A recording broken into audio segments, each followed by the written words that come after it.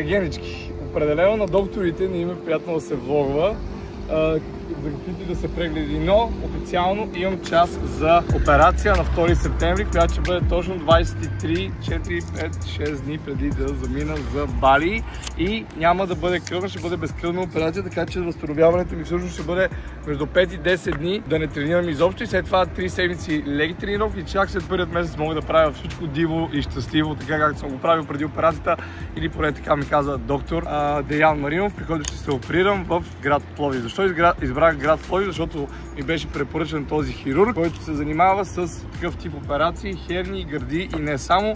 И доста трениращи хора ходят при него, за да може козметично да изглежда толкова добре, колкото е направена и самата операция.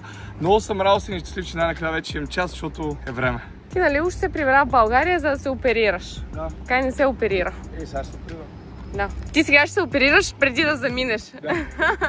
А трябваше да си пристигнал да се оперираш. Такова е. Такова е. А този доктор нали все пак занимава с козметично да изглежда добре нещата и само си показвам кенцо и каза, о, не изглежда добре. А другите доктори бяха, изглежда много добре, не се притеснявай, мога поне така 2 години да останеш.